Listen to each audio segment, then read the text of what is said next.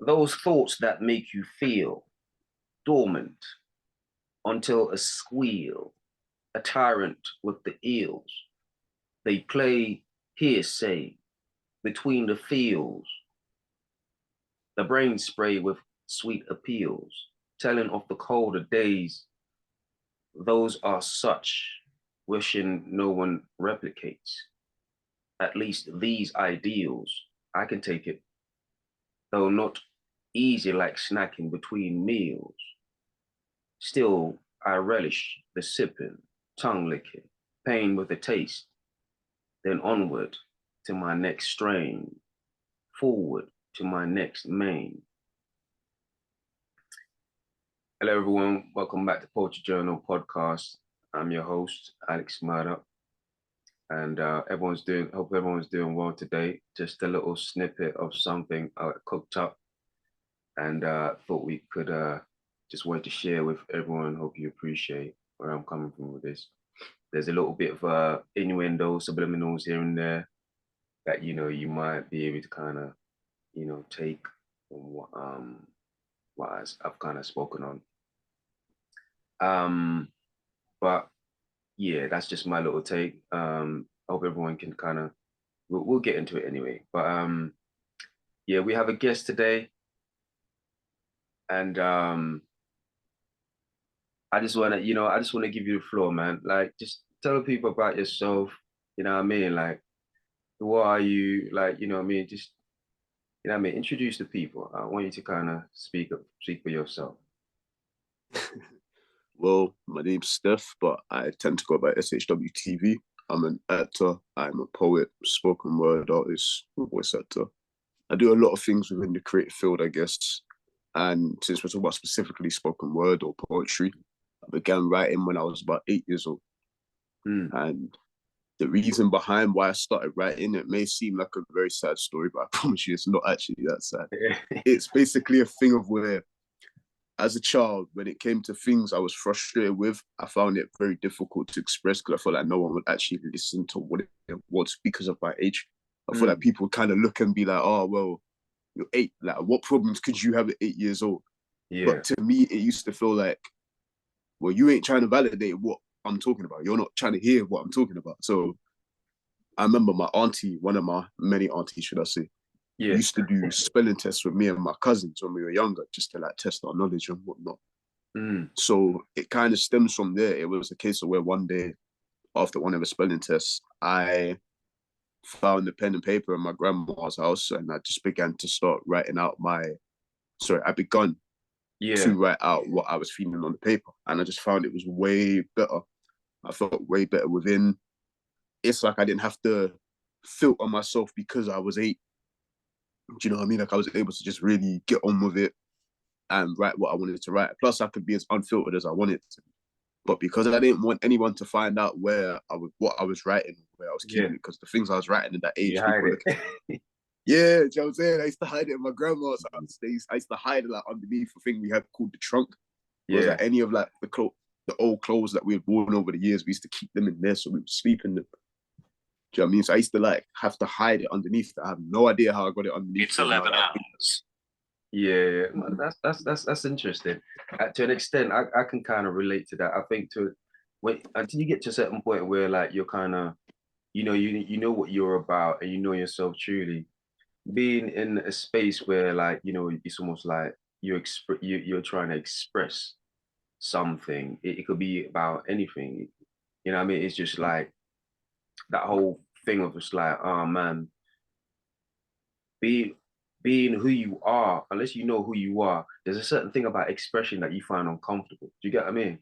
And I think exactly that. When you mature and you get to a certain place, I think that's where it's almost like that's when you flip from almost like not wanting to be, in a sense, vulnerable or like putting your stuff out there, because that comes with almost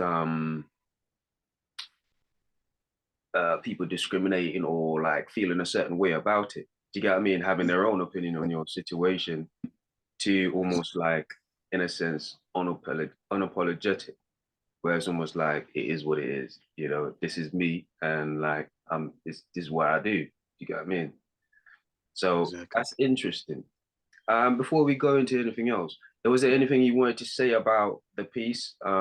Is there anything that resonated with you that you wanted to kind of share? Um, I mean, I like what it's about. Do you know what I mean? I like what it's about. I like the innuendos, but I don't want to give my opinion on it just yet because I want to see when people listen if they can get it for themselves. Okay. Because you know, like you might get people that Very true. they'll Very hear true. they'll hear your opinion, be like, oh yeah, yeah, I got that. And it's like, Yeah, did you? Do you know what I'm saying? Let people express their real absolutely. opinions before I give mine. We could do that later. But I guess my first question would be, now that you kind of you've matured, and the reason why I really wanted to just have you speak on your situation, but as opposed to me doing it, is because I feel like you do so many things, and I think it's important that you kind of tell it for yourself. Do you get what I mean? Because you're a brilliant talent, and you're up and coming, and there's so Thank you. much going on. Do you get what I mean? So it's kind of like, I think it's important that you express that yourself. Um, but with that being said, like I said, such a talent. So it's almost like, in terms of like your expression, and would you how do you would you how would you describe it? And I have two things in mind. Is one or the other? It's almost like, is it more, when you think about it now, is it more of a raw situation, or are you more towards the point where it's almost like it's it's refined, it's almost like, I know it's polished. Do you get what I mean? Are you more polished, refined, or are you still in that situation where it's almost like everything is just raw? And you know what I mean? It's just like when people think it's just like, everything is just on paper, and it's just like, oh man, you know what I mean? This guy is just spitting. Ooh, that's a good question. I'll be honest, I think it goes down both paths in a sense, but it more depends on what exactly I'm expressing. Because Mm, I'll be honest, when it comes to like what I performed at Lunar Legacy, yeah, that one I think was a little bit more refined because as much as I felt that in my heart, and I still do to an extent, to be honest, yeah, it was I mainly done that for a performance. So I wrote that to structure it well enough so it could be performed properly. mm, But then I also have a few I have some stuff on my channel, or I have stuff that I wrote personally that yeah, is a lot more raw. There's no real structure to it. It's just me expressing myself in the most raw form possible, and me being as extremely, like I said before, unfiltered and unapologetic yeah, about it.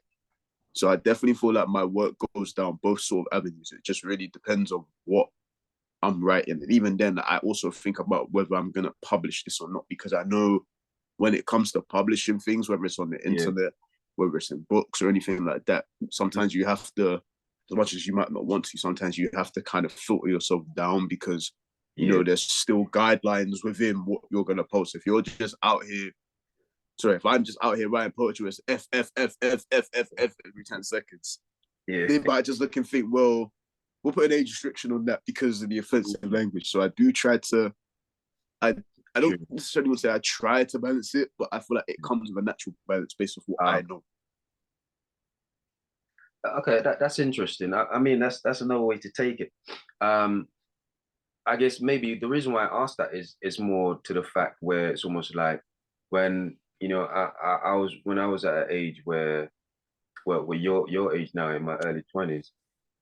It's almost like, and when I look back at the way I used to write, and my work in general, I that's exactly what I think about. Do you get what I mean? It's almost like, Yeah, I just think it's just raw, as opposed to now when I create now, it's almost like, I see, it's almost like everything's so much more refined.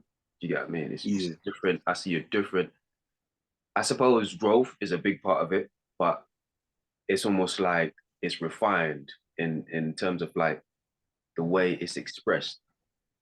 And so I thought I was curious to hear your take on the way on where you are in your journey, and how things have kind of, your impression on things so far. Do you get what I mean? And how you see it, and how you would class everything in terms of like the way you you kind of create in a chronological type of way, looking from like say 10 years ago compared to now, so that's interesting. um Another question, well, one of the main things why I thought this quote especially was appropriate for what we, because you're big on mental health, and I heard that, like you said, I was at Lunar Legacy with you. And Lunar Legacy, by the way, everyone, is just it's another platform. They promote a lot of young talents and up and coming artists, whether it's MCs, rappers, musicians, or poet like myself and yourself. Um, and they give us a platform to kind of speak about, and you can find them online as well. Just Lunar Legacy combined together on Insta, or you search online. They're not hard to find. But yes, when you were there, and you speak a lot on mental health awareness type of pieces. And I guess I want to ask, what was it that kind of got you into this space where you felt like it was important to speak on that? Well, that's a very good question, first of all, I must say. But what got me into the space of wanting to speak about mental health, in particular men's mental health, is even until probably a week after, like, as a kid, I feel like I was the type of kid where I thought the world would care about everything. I used to just caring for myself. I need to care about everybody else because not everybody has that help around them. So if I can be some kind of help to them, that will make me feel happy. Yeah. But as I kind of started to grow up a little bit, I know people are probably not gonna like what I'm gonna say, but in particular with men's mental health, I don't believe people really care too much about men's mental health. Like, based on the things that we're told, it's like 1 second you want to say, yeah, open up to us, we can talk. And this is not gender specific, by the way, because there's a lot of men that don't care about mental health either. But 1 minute it's, oh, we want you to open up, we want you to be able to talk to someone, we want you to be able to do this. But then the second you do that, you're told things like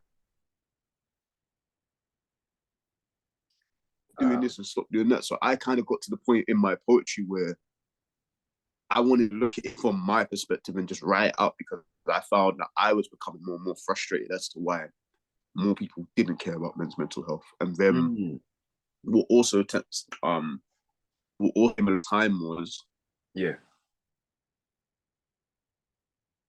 just having some connection problems.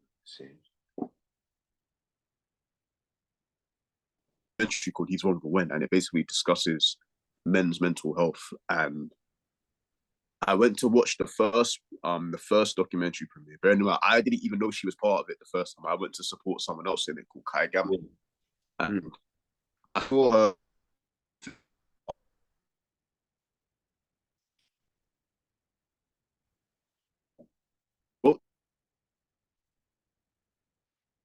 Hello. Just a minute. Oh, pretty cool. Just sorry, having some connection problem. You just went for a second there. Are you back? Oh, sorry. Can you hear me? Can you hear me now? Yeah. Yeah, I can hear you. I can hear you. Sorry. What was the last thing you heard me say? I think you mentioned somebody by the name of Kaya. Oh, Kai. Oh, Kai. Okay. So I originally went to watch the He's Vulnerable When documentary, the first premiere of it. Yeah. To support a guy called Kai Gamma, because of the acting thing I was a part of. He was also on it. Okay. So then I saw Chia in the documentary, and I'm thinking, because I've known Chia for years, and that's fun. Do you know what I mean? And then when I saw her now, the first thing I said to her and Kai was, I'm like, yo, but I went in on the next one, right? Yeah. Like, I wasn't playing. I was like, I went in on the next one in any kind of way. So then when it came down to it, Chia messaged me and she said, I have this poem called Young Man. And she sent it to me. I remember I was on the coach going to Bournemouth to see my friend, and I was reading the poem. Yeah. And I was like, wow, like, this is really powerful. Because that was based on, I think it was someone that a young person she's worked with that ended up committing suicide, or a friend of hers that committed suicide. Yeah. And she basically wrote that poem based off of that, and she challenged me to respond to it. Okay. So I wrote one response, and I liked it, but I was like, I want to write another one just to be safe with it. Yeah. So I wrote the second one, and that's how I really started tapping into that mental health side of things. Because I noticed a lot of people are affected by mental health on a day-to-day basis, but a lot of people don't realize it, or they suppress it because they might not necessarily want to, or might not be equipped at that moment to handle their mental health. Very So I true. felt like if I could be a voice for that in some capacity, Mm. then I will get that same happiness I used to feel as a child with helping people. And that's not to say I don't get that same happiness helping people now, but as I get older, Yeah. I feel like you have to learn to differentiate who is needing that general help and who is just trying to use you to drain you in a sense. Mm. Yeah. And it also as well in terms of vulnerability, because the one thing I don't want to say is I don't want to say everyone go out there and be vulnerable to absolutely everybody you see, because not everybody deserves to see you be that vulnerable. Yeah. Like you have to know who to be vulnerable to, because the person that I used to feel most vulnerable around and talk to the most about things is not here anymore. She passed away. Okay. Sorry to hear that. Do you know, nah, it's cool, it's cool. Do you know what I mean? So it's like, even if I can't speak to her like my grandmother, if I can't speak to her in person, Yeah. I will still take out my phone or my notepad and I will just write something out into her. Absolutely. And Absolutely. that's how I feel like I can share my vulnerability. Because Mm. as much as I'm not scared to be too vulnerable, Yeah. but there's still certain things that even I'm working on to where it's like, yeah, I still need to work on this. And I feel Yeah. like poetry and spoken word helps me with that too. That's quite an insight. Um, but you also act as well. So in terms of Yeah. like, is that another branch of the whole creativity as a whole for you that helps to kind of not only helps with mental health, like just kind of like the whole handling your situation when things might feel a bit, hard times find you, but it's also another way of like expression and just like putting out awareness as well in terms of like, what you're speaking of and what you're about, in terms, even with the mental. Um, um, it is a way in a sense. I mean, I haven't really got anything out there acting wise that touches on mental health, if I'm honest with you. Yeah. But for me personally, I would say it definitely does. I feel like once I'm in the realm of acting, because bearing in mind, obviously we met through spoken word, but acting is actually my first love. Like I've wanted Yeah, to do. yeah, yeah. I started doing like musical theatre more, musical theatre kind of when I was 5, and then I stopped because I let cousins get into my head when I was a kid. I was like 5, 6 years old, didn't it? You know Yeah, what I'm saying? And when I went back when I was 12, got into an agency at Young Actors Theatre Islington, and considering I'm from South London, like yeah, yeah, everything is more or less over there. But for me, acting helped to definitely look at my mental health from a different point of view. So instead of like just being angry, yeah. sitting down in the room sulking, I would literally like put on YouTube, like for example, growing up. I watch it still, not as much as I used to though. I Mm. grew up like a Biggie Stenders fan when I was younger. Yeah, yeah, Like yeah. my I favorite, was the biggest status by myself when I was do you young. know what I I don't mean? watch it So anymore, it's like, but that was the thing do you, back in the day. I don't know if you remember him, but do you remember a character called Lucas that was on there? He was a black man, he was a priest, and then he was killing people like on the side. It depends. How long ago was this? This was a This decade would have ago. been probably around 2008 to 2010, maybe. Then I most likely would have seen him. Yeah. But I remember I used to like, I'm not a religious guy, nothing, but I used to like reenact his like scenes of him preaching and then Okay, him okay. like getting into situations to make myself feel better about my day because I used to find it hilarious. It was the same thing with Phil Mitchell. I still take the mick out of his voice to this day. Oh man, you know And that what's would help funny? my mental health, just make me laugh. But go on, say, You go. know what's funny? When you said Phil Mitchell, like I can, and then when late, was it almost a decade later when Stormzy Yeah. made that tune, and she Oh put, yeah, know me like, from. I got a gun, Phil, in there. Nah, Oh yeah, shit. that's bad. I'm a bad man, Shirley. I got Yeah, God, Phil. that just brought flashbacks to me of like EastEnders days. And for people that's not in the UK, EastEnders is like one of those soap operas that we always Soap watched operas, growing up. especially And at Christmas. yeah, it's the banter as well when it comes to stuff like this Mm, is so different. Do you get what I mean? So nah, man, EastEnders is always going to be a trip, and it's just, definitely.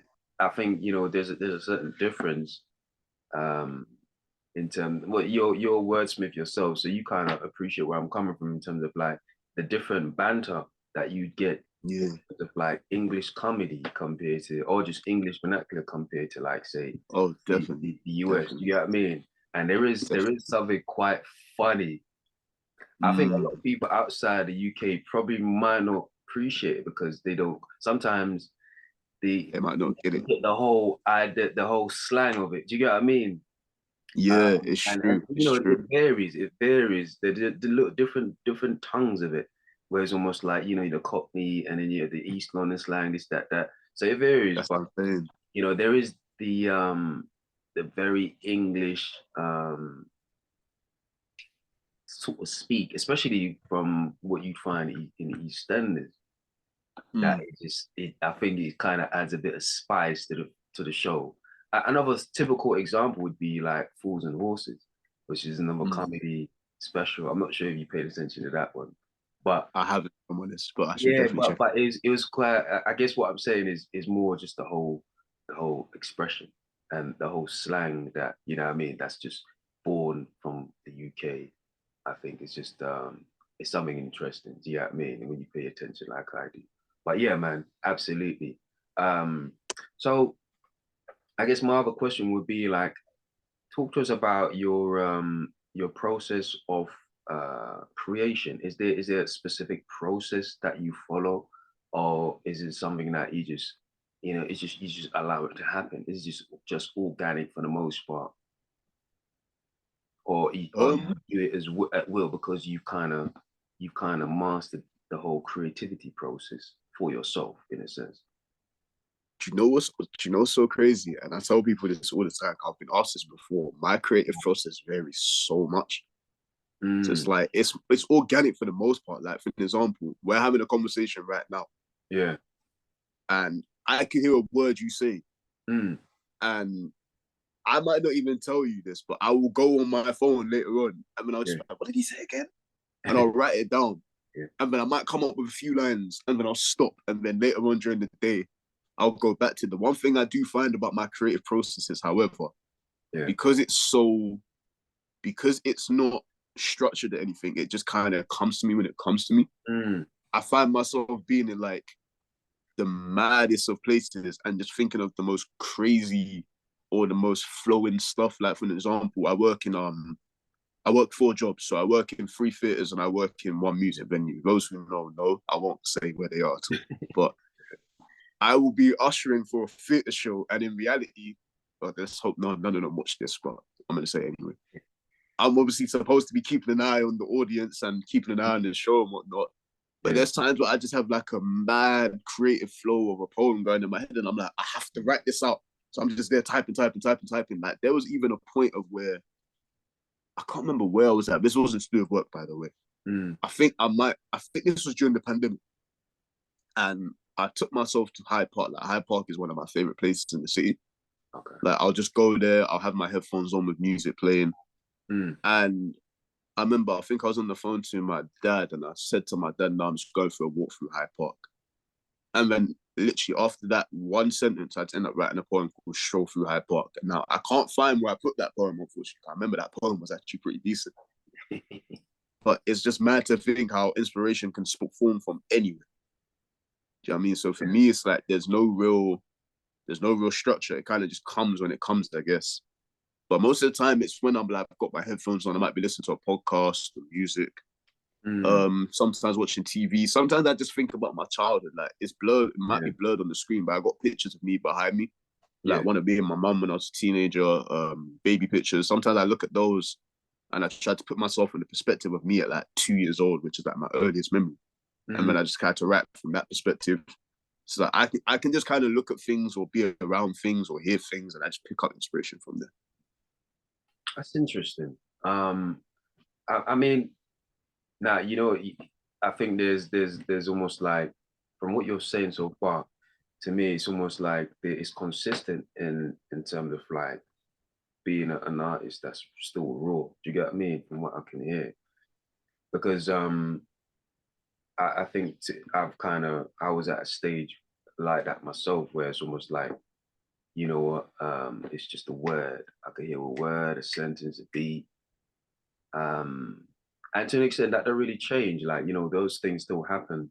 But I guess that the point is that those things is almost like it just always, there's always like it initiates with an inspiration in a sense. You get what I mean? Or like something to just kind of engage you.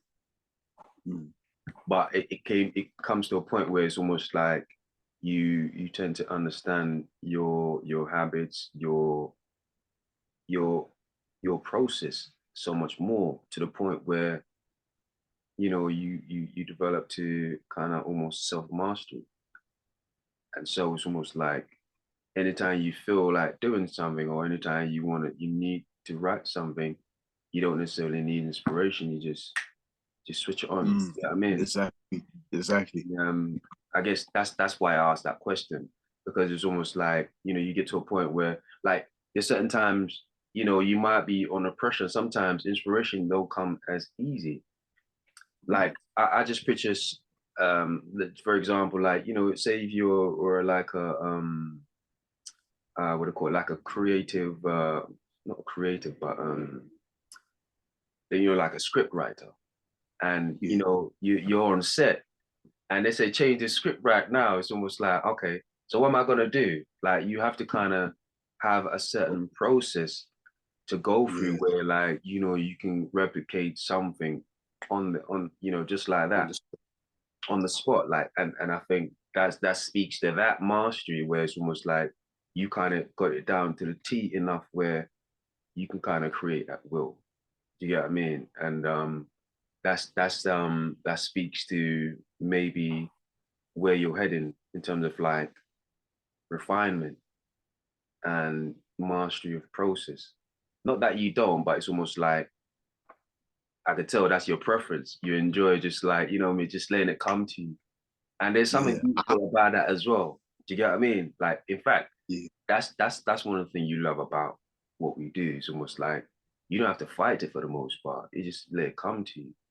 But you know, I think I'm a student of just like knowing where it comes from, understanding how, and knowing how to kind of nourish it to the point where like I can control this, and like I can replicate if I want at will. Do you get what I mean? So that's pretty much where I'm coming from with it. And from raw to refinement. And I think that's the journey. And when you do that, it's almost like that's when you can come up with your different themes and just ways of expressing. You can kind of tweak it, you can kind of change it. You're still learning, but you know, it speaks to the journey as a creative across like time as you grow. So no man, that's definitely interesting. You know what I mean? Thank you. So I guess the other thing I'd want to know about is you haven't really spoken much about, because I know you're a wordsmith, but what about how has um uh what's the word I'm gonna use? Like acting. Like how has acting impact you over the years, away from the words, just like, you know what I mean? Just because you said that's your love. Like, and when did you know that, you know what, this is something that I really want to kind of go into, want to invest in? You know, that's a big thing, you know, and especially because like there are I'm sure it's not like a prominent, it's not as prominent now, but you know, there's certain stigmas that would kind of belittle people that actually want to be actors and stuff like that over the years, which is an art in itself. Do you get what I mean? It's actually a big thing now. But tell us about your acting and how that's kind of, you know, impact your life, and what inspired you to want to act. Good question. So I decided that finally I wanted to get into acting properly about 12 or 13. Because when I was a kid, obviously, like I said, I started doing like acting and like musical theatre a little bit, but I let family talk me out of it, should I say. Yeah. And I went through a long period of time trying to decide what I wanted to do. Like I was doing swimming lessons and I was like, yeah, I want to be a swimmer. Then I wanted to try and play football like my cousins, and I realized, okay, maybe I'm not as good at football as them. Okay. Do you know what I mean? So it's like by the time I hit like 12, 13, I looked at my mom and I was kind of like, yeah, I want to go back into acting. This is what I know I'm good at. Yeah. And I believe I can take this a lot further. And my self-belief from 12 and 13 was like, I'll be real, when it came to certain things, I was a little bit arrogant. I'll be so honest. Like, I used to think, yeah, I'm definitely going to make it. Watch, give me 2 years and all this stuff. Yeah. And then got into the agency where I was at. And then I stopped there about 17, 18, because I went to uni, studied theatre, got my degree, and which I did study in college as well, did theatre in college too, acting wise. And then the pandemic came. So it was like everything shut down. So I literally said when I finished uni, yeah, I want to go get an agent, I want to push this hard, I want to do it. The pandemic came and everything shut down. So then as I'm trying to like apply to acting agencies and stuff, I'm not getting nothing back. So I'm just like getting disheartened. It's starting to like, it's bothering me, it's frustrating me because I'm thinking like, what is it that they're not seeing? But this is when I realized, and I only realized it's like, I want to say late last year, maybe I went through a few situations that were personal to me that was like bothering me.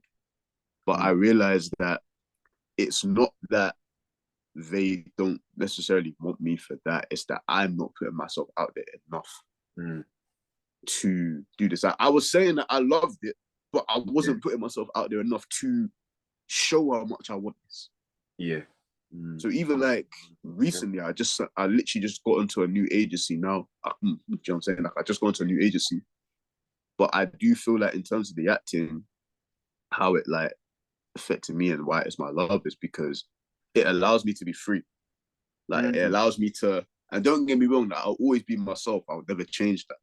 Yeah. But it's allowed me to be free. Like I remember when I used to be at my grandma's a lot more with my cousins, we used to watch we watched White Chicks a lot, the film White Chicks. My cousin put me onto it. I remember the weigh-ins I found hilarious as well, but Terry Crews was like a big one where it was like, who is this big dude up here dancing in the club making people laugh? Because I love comedy. Do you know what I mean? So I'm thinking, there's this big dude up in here. So that was what kind of made me start to turn and be like, I could do acting for real, you know. I reckon I could really push this. Yeah, yeah. And even on my dad's side, like I have cousins that are actors that have been on TV and stuff like that. Do you know what I'm saying? So it's like, to me, I was looking at it and I'm like, why, if they can do it, why can't I do it? Why can't you do it? Yeah. Do you know what I mean? So I would definitely say acting is a way that I get to feel free and where I don't have to play myself. Yeah. Like I can get a script. Yes. And they can be like, okay, Steph, this is your character. But it's not me just doing what they tell me for their character. It's about my own interpretation of that character. I can sit down, I can study the character, I can throw things of my real life into that character. I even try and take parts of things I've written about in my spoken word and throw it into my characters. Yeah. To give it like a bit of a deeper introspective. I don't just want to make the character seem like he's everything on the surface level. It's like, no, if you really dig down into the nitty gritty, you'll notice little things about him as to why he is that particular way. Persona, exactly. Habits, persona, habits, attitude towards different things. Absolutely. Everything. Yeah, everything. Like you said, vulnerability is a big one as well. I like to look at it from a point of how can we grow? Like I look at it as if it's a child. It's like you have a child, you're a parent, you be there to help raise and grow that child. You nurture your child. Oh man, knowledge, information. That's how I my language. Because I create I write stories as well. I'm not sure if you know, but I create stories, and so that's I think you did tell me. Yeah, that's kind of like how I think about it. It's almost like they're all your babies. Do you get what I mean? And you can't neglect any of them. Like you have to kind of you don't forget them. Like you wanna spoon feed all of them and give them as much attention as the other one. You and you want to know what's crazy as well? You just remind, as soon as you said stories, you just remind me of something. So from my first primary school, so when I joined my first primary school reception, and my mum's told me this in the past too, but they always said that I had an ability to create stories because I've noticed even the way I tell stories, I don't really like telling short stories. I like to add the details in so people can get a vivid picture of what I'm talking about. Yeah, exactly. You're painting. Like, to me, do you know what I mean? It's like sometimes I hear short stories, I'm just kind of like, I want more. Yeah.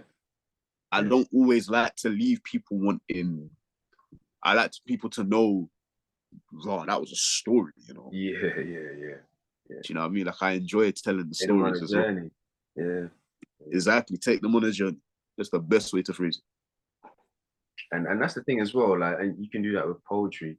So you know, even certain poets like myself, I've always um like I've had that where people have been like the way you write this before I started writing stories is more like the way you write stories. Sorry, the way you write poetry, I could tell you'd be good at writing stories.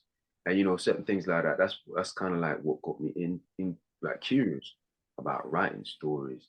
So, you know, when as soon as I start to write, it's almost like you caught like another bug to add to the whole umbrella of Creative. creativity that you do. Do you get what I mean? So I guess Yeah. maybe it was always there, was meant to be, but it's almost like you just need to be in the right situation to kind of realize, you know, what it is, and Mm, that you know you have that ability, but essentially, exactly. you know what I mean. So that's No. interesting, man. It's very interesting.